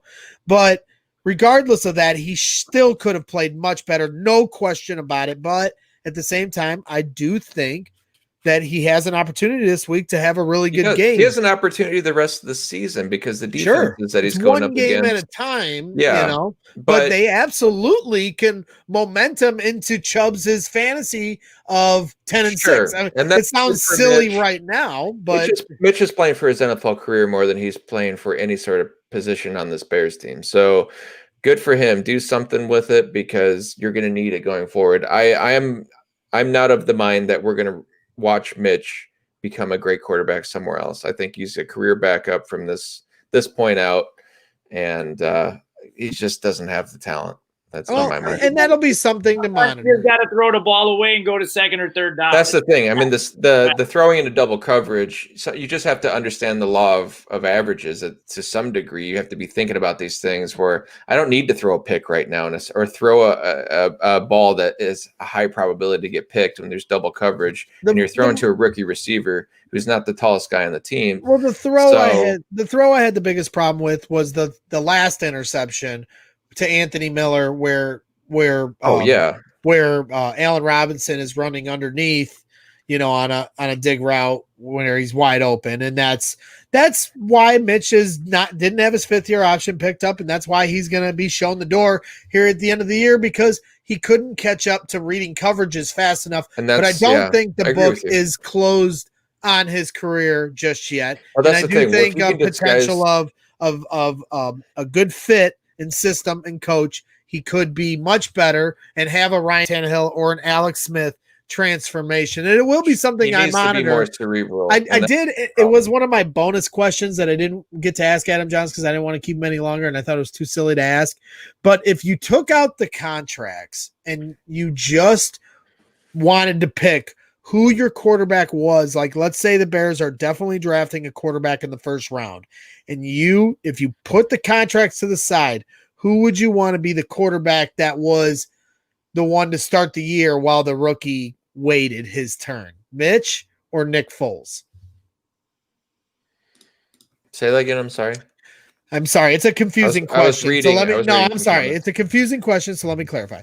Next year, if you put the contracts to the side and they drafted the quarterback from BYU, but he wasn't ready to start the year, who would you rather have play ahead of that rookie quarterback while you wait for that rookie to develop? Mitch or Nick Foles? Nick Foles. Nick Foles. I And think the reason I say that is not because of playability, but it's about coachability. And I think Foles is a lot smarter, has a lot more experience and football acumen than Trubisky, that he could be a lot more valuable to a rookie quarterback than Mitch could be. Because I don't think that's the guy you want grooming your rookie. I think Foles is a way better option to be a mentor. He's won some big games too. I mean, he's won the biggest game. Well, you better get the only. It's not because of play. The offensive line. Yeah, it better be a great offensive line because I don't think it's a quarterback problem. So I'm not trying to pile on Nick Foles and put him in the Mike Glennon category, although this offensive line makes him look like that at times. And that's why I do believe that maybe Mitch could be better outside of this system. I think Mitch could win you more games. Yeah, but with this current team, what does that mean? And I'm talking about grooming a rookie. That's the only reason I'm taking Foles. It's his brain, it's his experience. I think he's like another coach, you know? Yeah, I guess I wasn't really thinking of it along the lines of how he could help the rookie. Rather, who would you rather have playing while you waited for that rookie to get ready was kind of where my mindset. Yeah. But you do have to take into account what that rookie is watching because you saw how Patrick Mahomes got to watch Alex Smith and Mitchell Trubisky got to watch Mike Glennon, and you saw, and not to say that those things are the reason why each one, because Patrick Mahomes has his own talent, so you could have had Joe Schmo play ahead of him, and I'm sure Mahomes would have ended up great regardless of watching Alex Smith play, but it certainly doesn't hurt. You saw Aaron Rodgers watch Brett Favre for 3 years with that pissed off face every 5 minutes, and I know that geared Aaron Rodgers to greatness. Who knows? I think that's probably a better, comparison because I think if Aaron Rodgers had been put in right away, he wouldn't be the Aaron Rodgers you know him as today. Maybe not. That's the weird thing about it is we don't know what next year is going to look like because more than likely, well, not more than likely, but hopefully Nagy's not here. So you have a new offensive system. I don't know, Nick Foles might not be familiar with all of that stuff the way he is with, this offense and those things, but he's still, and he's still done everything that a quarterback dreams of. So that's the only thing. I don't think he's better than Mitch on the field. I just think he's better than him in the classroom and in your brain, pretty much. Which sounds stupid, but so there's your Bears talk, ladies and gentlemen, that we're asking for it, and the Bears-Lions breakdown. That's as best as we could give it. Jake and I have the Bears winning, and I'm taking 23-20 Bears in that game. Yes. And I hadn't really thought about a score because I haven't entered my pick to Kevin Kadick at the midway minute just yet. So I'm not going to give my score away until I put that. How's that? I'm going to keep it close. If the Bears can somehow get Dak Prescott, absolutely do that. Let's see what the Dallas Cowboys do. It's not a guarantee they're going to bring him back. So let's see what they do. Yeah, they might be in really good draft position, but we'll see. I mean, Dak's a good player, so we'll see. So anyway, let's move on, shall we? Let's. So, Cincinnati at Dolphins. We're taking Dolphins across the board. Jaguars at Minnesota, taking Vikings across the board. Colts against Texans, Colts across the board. Raiders, Jets, Raiders across the board. Seahawks across the board against the Giants. I know Daniel Jones is out for that one, or at least he's doubtful. Rams at Arizona, taking the Rams across the board. New England at Chargers. I'm taking Patriots in this one. Greg and Johnny taking Chargers across. I took the Patriots last week over Arizona, and obviously I don't want to push my luck. I'm going to go with Herbert. Chargers always seem to not be able to finish a game, and I know Anthony Lynn is really on the hot seat right now. And Belichick he's still Belichick. He's still pulling out these wins and keeping games close. It's no doubt about that. Yeah. So Eagles at Packers, Packers across the board. Broncos at Chiefs, Chiefs across the board with Johnny in the stands for that one. Washington football team at Steelers. We got Steelers across the board. I almost took Washington in this one because I do feel like Washington's D-line is really good, and Big Ben is not a mobile guy, and I feel like if they can get to him all day, I feel like this might be their first loss. Get into the 20s, Washington will have a tough time keeping. They'll have a tough time, but they're not that bad. Now, but Bud Dupree is out for the year. I don't know if Big Ben will make it. I should have taken this. Now I feel like I should have because Washington's my pick every week. Yeah, this was going to be my upset pick this week, but I was like, God, there's I no don't think I can do different. We don't have any differences. I'm never going to catch you guys. There's a couple there. Well, you just got to start going crazy. I'm not So here we happy. go. Buffalo Bills at Niners. We got Bills across the board. I also almost took the Niners in this one just because if there was one coach I could poach off a team, it would be Kyle Shanahan. I think he'd be awesome in Chicago. Well, I would poach a lot of coaches, I will say, but I do like me some Kyle Shanahan. I like Sean McVay. I just don't like his quarterback, the ugly Ryan Gosling. I mean, I'm going to start to put him with my Carson Wentz talk. Ugly Ryan Gosling. That's funny. My wife says the exact same thing. Really? Yeah. Ryan Gosling. I don't see that. No, the ugly Ryan Gosling. The ugly He's Ryan more Gosling. like ugly Superman. I'm talking about Jared Goff, right? You know, Jimmy Garoppolo? No, Jared Goff. No, the Rams. Sorry, I thought you were Rams. talking about the Niners. No. And then yes, of course, Cowboys losing to the Ravens across the board. Got something stuck in my eye. So that's it. I'm never going to catch you guys. Well, you should take in the Jets. Swoosh on Johnny's shirt is really freaking me out. It's like, it's like I'm seeing double. It's the elite. It's making my eyes water. I think that's what it is. Me all the kids are telling me the double swoosh is what it's all about. Somebody got what kids this month, or November. My birthday was like you, Greg, earlier in the month, and they said the double swoosh is what it's all about. So I got to believe them. Yeah, but you're not a Sagittarius then. If you're early in November, I'm mid. I'm a Scorpio. Yeah, see, it's either Sagittarius November or nothing for me.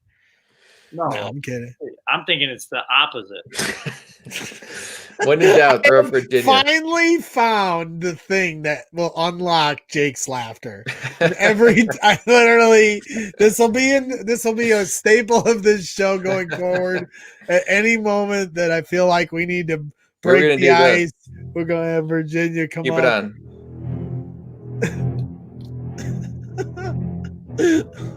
That's what she needs to be doing when she's in Hallis Hall, coming for people's jobs. Take him, Virginia.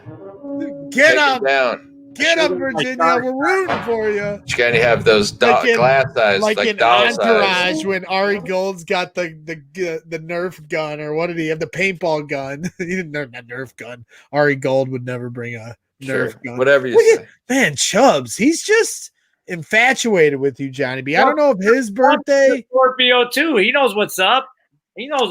Chubbs is Scorpio too. His birthday is like a couple days before mine, I think. I don't know exactly. You guys are kindred spirits, I feel like. And so, but Chubbs, did Chubbs give away his, because, for a few weeks there, he was on a heater. Well, he picked an upset. Here's his upset, and I completely disagree with this, but the New York Giants. This is a Colt McCoy New York Giants who are going to beat the Seahawks. So I would be absolutely shocked. Absolutely shocked. And so we'll see what happens. But don't doubt Chubbs, because he's been right before. And Chubbs is a very smart guy. I will say that during the games on Sunday, you're messing around on Twitter, blah, blah, blah. You're checking your bets. And Chubbs did give me a little recognition on the Raiders, choking to the Falcons. And it was around halftime, maybe early third quarter. And I said, don't forget, it is the Falcons. Let's not get crazy yet. They know to choke it in the fourth quarter. But you know what? Then they dropped the hammer. They beat them down. I think it was plus 235. So I think I put a hundo on it. So 235. Interesting. Yes. So Chubbs is not afraid. Oh, he didn't know. He didn't know. He said LOL, so obviously he didn't know. He didn't know. Daniel Jones is doubtful for that one. So that'd be a big dub if they could do that. We'll see. So we were gonna have Adam Gray on, who was a part of our first ever Brags in the Stands episode when we had Tommy Waddle on, our Lions fan, our Lions friend, and we were going to bust his balls about a trade he made in our fantasy league, trading Derrick Henry to one of the better teams in our league.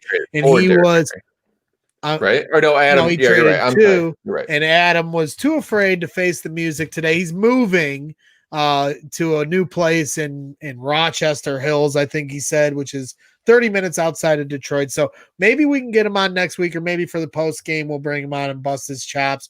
But you know, I did want to pick his brain because the Lions blew up, you know, their franchise, and we're kind of looking like we want to do that. I would love and then to blow he's up also the a big Michigan fan, so I wanted to get his thoughts on Jim Harbaugh leaving potentially, and then maybe the potential of him coming to the Bears. Because I hate saying this, you know, while we get into it a little bit, you know, I hate saying it because I know how you feel, Jake. My initial instinct is, ugh, but it's not what we think they are going to do. It's not what we would do. It's what are they going to do? And, you know, to me, George has tried the nice guy routine 2 times in a row with Trestman. Well, no, they went Trestman, then they went Fox, then they went Nagy. And to me, the trend of what football franchises normally do when they pick these coaches is now you go back to the iron fist. And Jim Harbaugh. I don't feel like he's the iron fist, though. I feel like Jim Harbaugh is. I guarantee Jim Harbaugh would hold some of these players' feet to the fire a lot harder. Yeah, but I think anything Matt Nagy has ever done. One of the things about his tenure with the Niners are people didn't buy into his bullshit because I think he had a very rah-rah horse crap sort of mentality. I think it did initially, and then it wore thin. That's what I mean. I feel like the same thing happened at Stanford. Old. No, there's no question. I can't stand it. And like I said, but there's just a couple variables. I'd rather rehire Lovie Smith than hire. Again, it's Jim Harbaugh. I understand your thought process, but again, I'm trying to get into the mind of George McCaskey. Well, hopefully George has zero to do with this, and he hires somebody who understands. He's the owner football. of the Bears, so he's gonna have a lot to do with. Well, I mean, hopefully, yeah. McDaniel. Hey, man, don't be surprised. I'm not saying it's gonna happen, but he could give Jim Harbaugh and say you're the coach and GM. And give him the Gruden. I know, you know, because here's the other variable to take into consideration is not only their history and his resume. I know, but you got to think about this because the other issue, and Black and Abdallah from ESPN 1000 brought this up, and I hopped on with them for a little bit earlier in the week, and they were talking about, well, look at how many job openings there already are. And how many job openings there are going to be. And if you're the Chicago Bears and you get rid of Matt Nagy, where do you fall in the list of best places to go to if you're a head coach? So it's not as if the Bears are going to get the pick of the litter of the best head coaching candidates. You know, the guy from Kansas City that everybody wants, he probably isn't going to want to come to the Bears after everything Matt Nagy's been going through.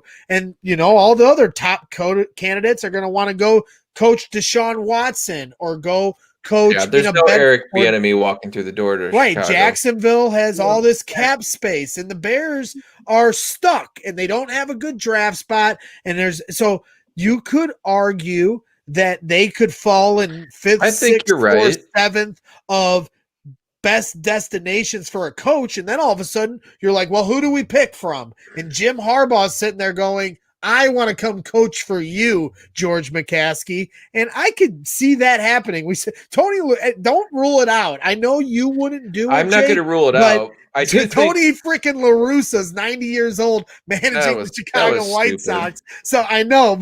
So like, well, here's the thing. I do think there's value. Less crazy than I do think part of I would be interested in a guy like Joe Brady to be a head coach. He's the offensive coordinator for the Panthers. He's a young up and comer. He was with LSU prior to that. He's like a young mind. Like that excites me.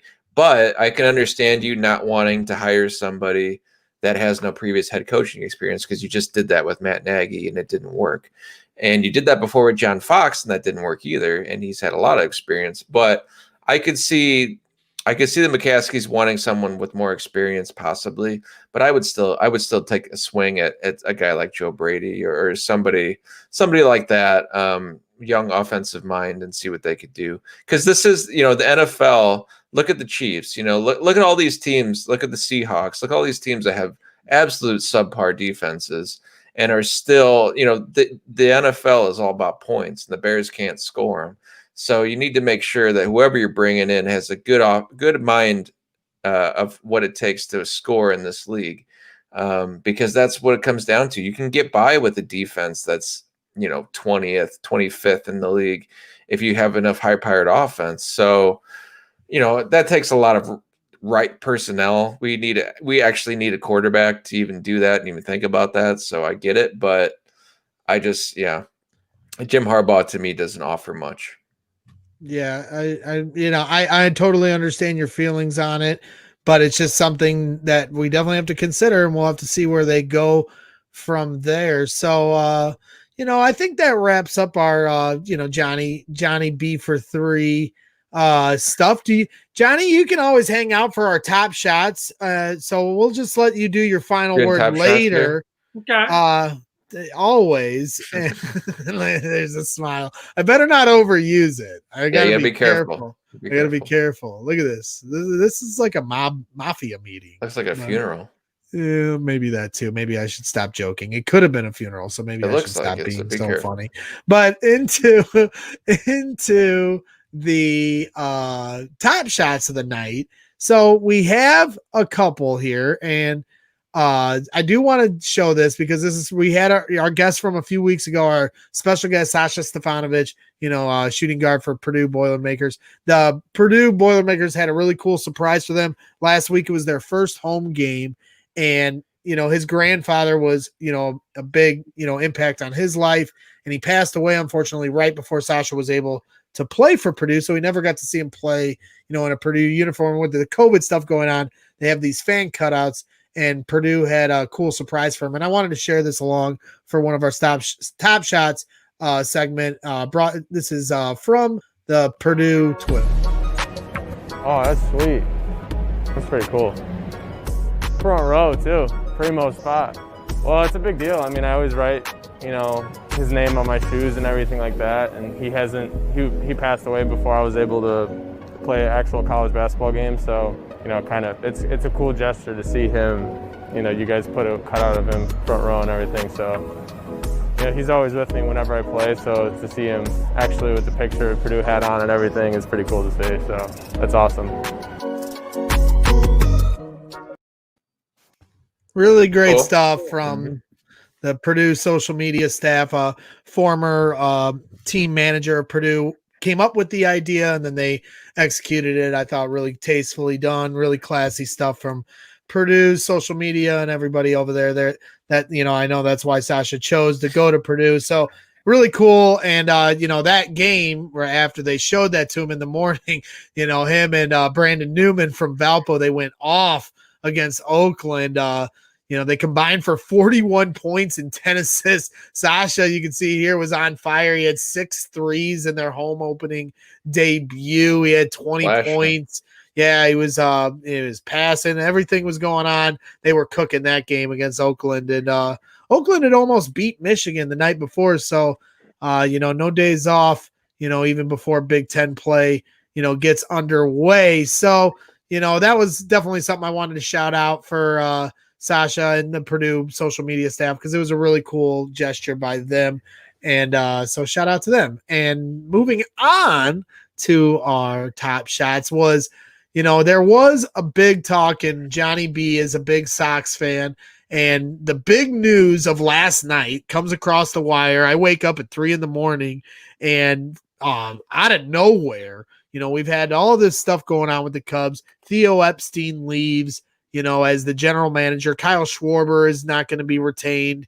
And now Len Casper, our play-by-play, for on TV for the Chicago Cubs for the last 16 years, out of nowhere decides he's going to join Johnny B's Chicago White Sox to do radio play-by-play. And no one could understand why last night, when the news was leaked at 12, at 3 a.m, and there he is. And it turns out it's because Len Casper's, dream is to be a play-by-play guy on the radio so he could one day call a World Series game, because on TV, if you call the games, you stop calling games in the playoffs because they move to the national broadcast. So, Johnny B, your quick thoughts on Len Casper moving over. Well, I was pretty surprised to obviously hear it, with him being with the Cubs for so long. Obviously, we welcome that. Ed Farmer was radio for the Sox for a long time. Yeah. He passed away recently, and then he's, DJ's been doing it for a while with the Sox. So what I heard today, I was listening to some Chicago radio today in and out doing my stuff in the day.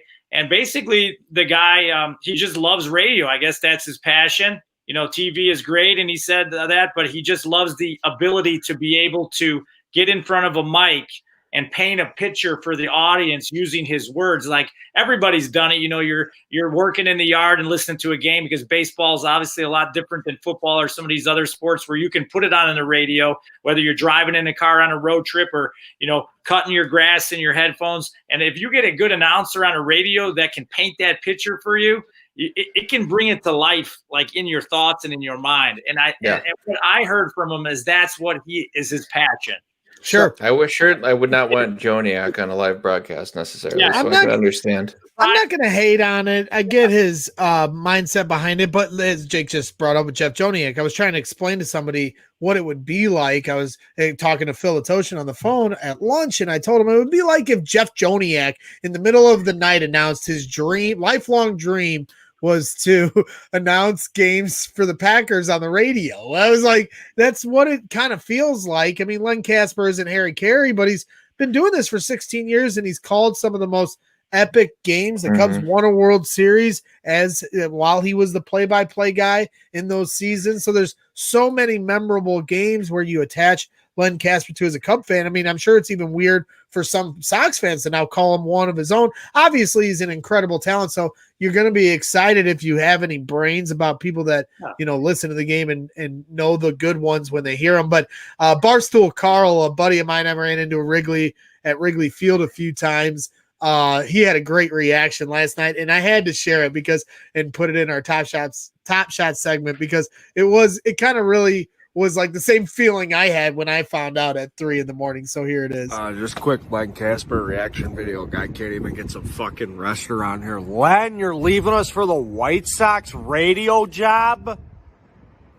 Can't wait to hear Tom spin this one.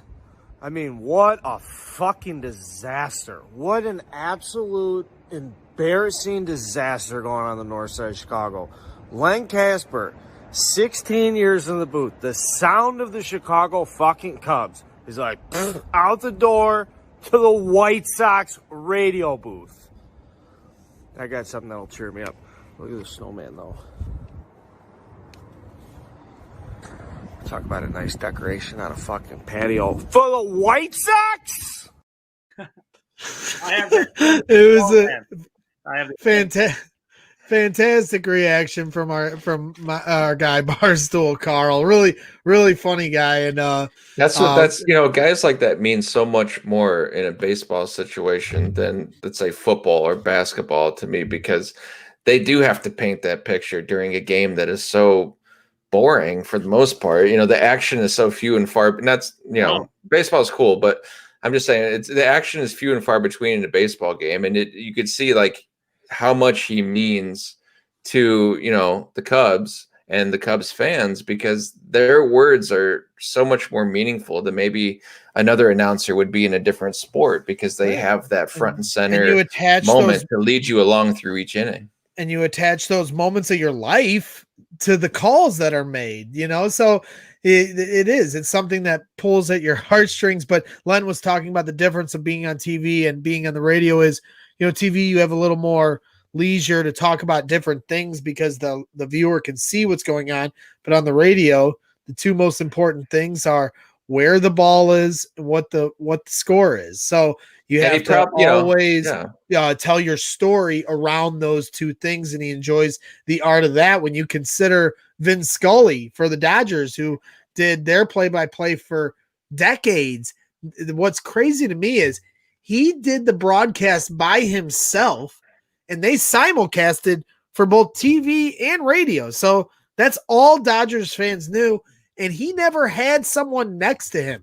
He was able to do the play-by-play and the color all by himself. And like with that perfect voice and TV and radio, that's insane to me.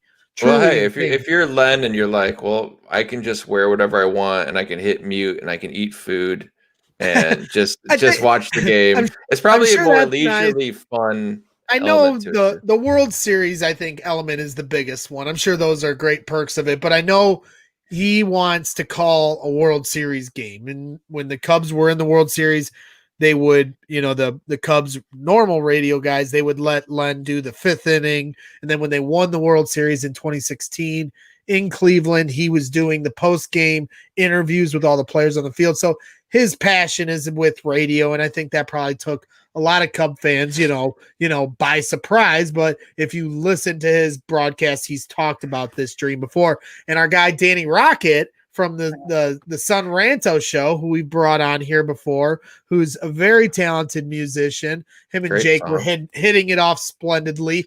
Yeah, I heard his song. Had some great songs, and I wanted to share this along in Top Shots regarding the whole fiasco with Len Kasper leaving. I'm screaming about a White Sox Len going to do their radio. Lost Schwarber and Lester, and now Len Kasper. Man, 2020 really blows. I'm screaming about a White Sox Len, 'cause Markey made him wear a tie. What a terrible surprise that Len Kasper's saying goodbye.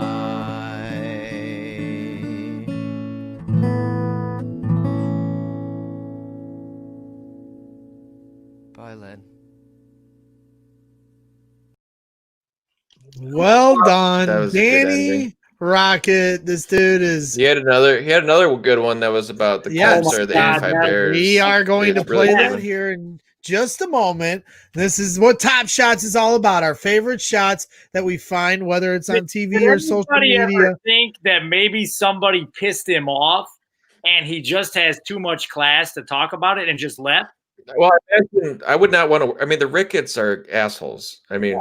Right. I mean, a lot of them are assholes. I don't know what it's like to work for them. There's certainly a political divide within the family because there are some of the mainstays of the Ricketts family that own the Cubs that put big money into the Republican Party and the Trump administration here of recently. And then there's, the sister, I forget her name, is not a Republican. So I know there's somewhat of that political friction behind the backgrounds.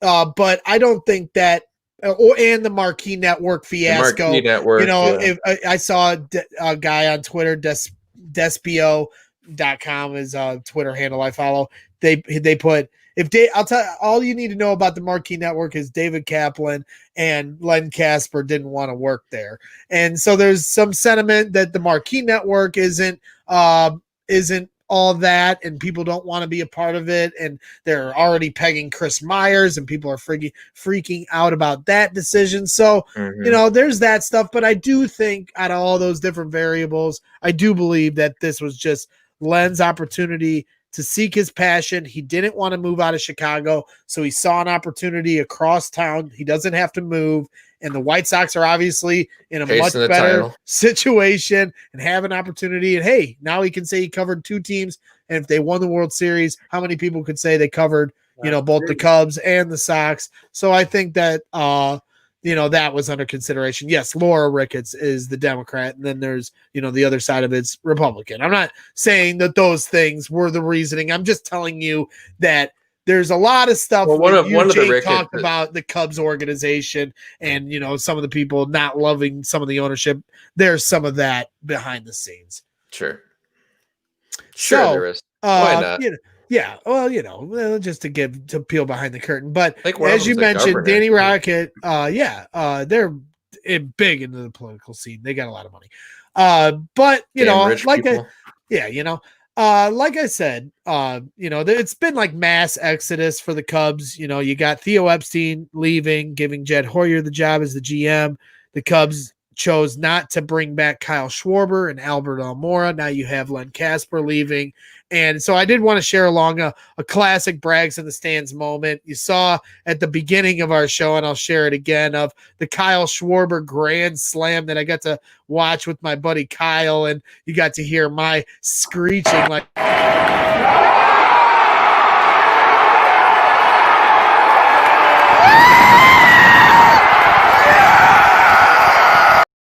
That does sound like, that's why I said it sounded like that's very excited. That's 4 or 5 drinks in, Greg. Very excited, Greg.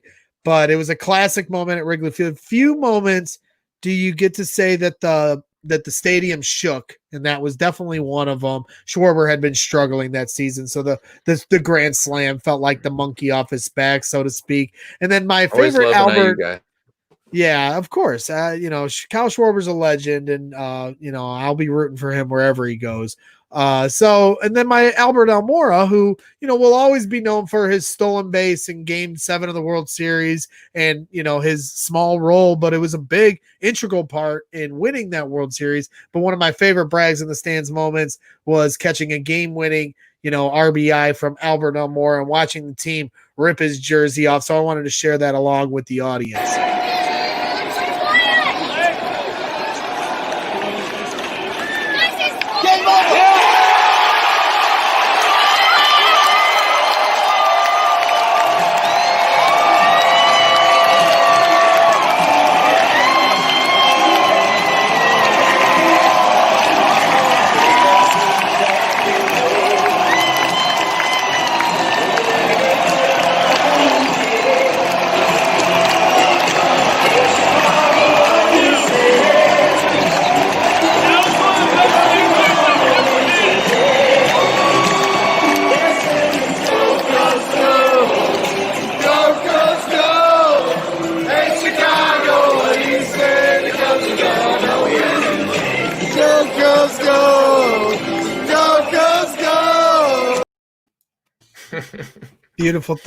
Beautiful thing.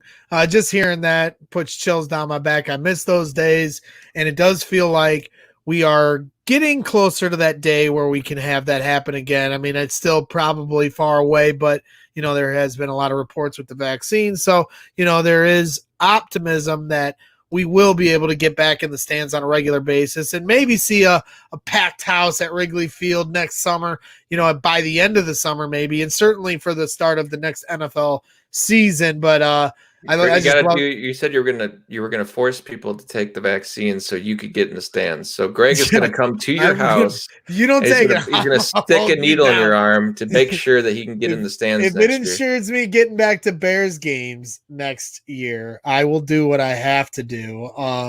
Brandon says stick to laying bricks and not singing. Excuse me. I have the voice of a god, so I can't help it. But there is truly nothing like being at Wrigley Field, and I can't wait to get back. The former home of the Chicago Bears and the current and always home of the Chicago Cubs. And we may be down right now, and the Sox are up, and they're taking all our players and our broadcasters, Eloy Jimenez and Len Casper and everybody. Yeah, you just keep plucking away, but we're still the Cubbies. We ain't going nowhere, Johnny B, just yet. Winning feels great, and I'm winning a lot lately, baby. So I want to. Yeah, that's right. So flying high. So I'm gonna finish the show with Danny Rocket's entry into the Waddle and Sylvie show.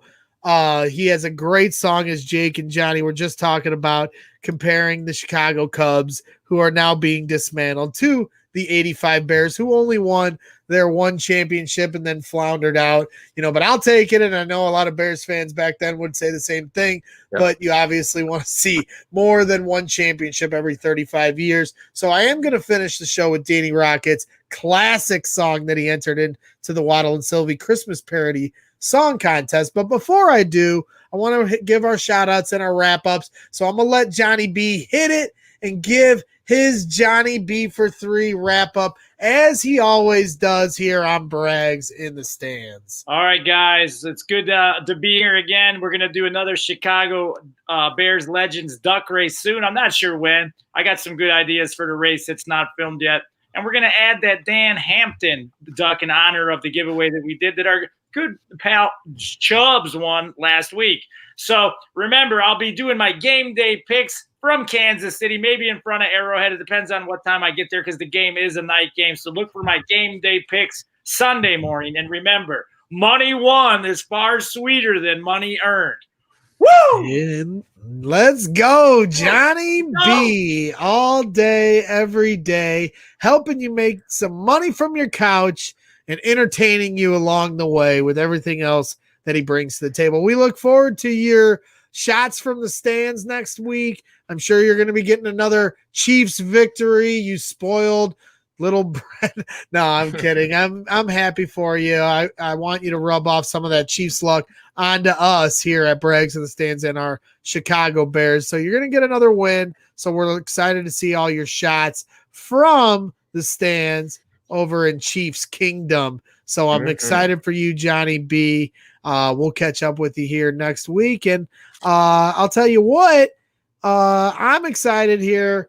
You know, we're going to see what the Bears got on Sunday. I do want to thank everyone in the chat for joining us tonight. We had a lot of great interaction in the chat all night long. Chubbs82 and Brandon are giving their shout outs to Johnny B.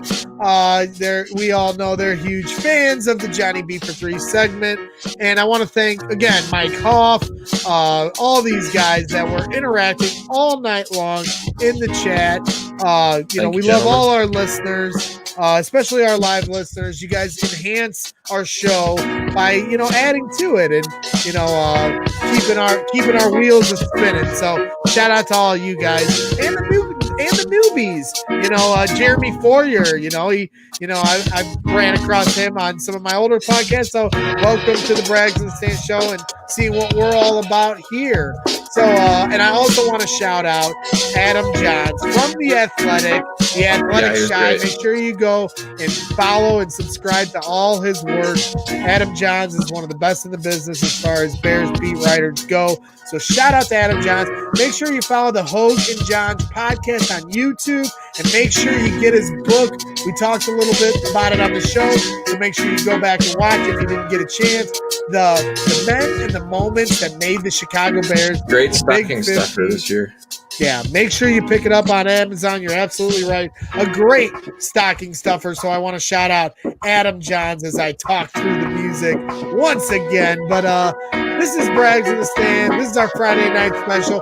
We'll catch up with you on Sunday. We're going to wrap things up with my guy, Danny Rocket from the Sun Ranto Show, giving his feelings and giving a little Christmas spirit about his comparison of the Chicago Cubs and the 85 Bears. We'll catch up with you here on Sunday. You guys have a great weekend, ladies and gentlemen. Danny Rocket, take it away.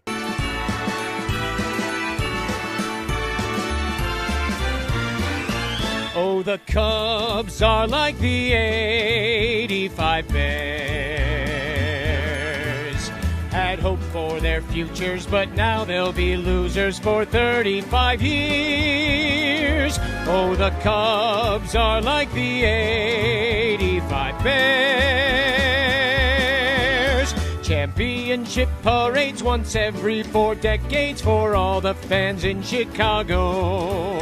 Bears got no Tom Brady, Cubs won't be the Yankees, no World Series or Super Bowls. Oh, the Cubs are like the 85 Bears. The McCaskies and Ricketts will still sell you tickets, but won't sign good players. Oh, the Cubs are like the 85 Bears.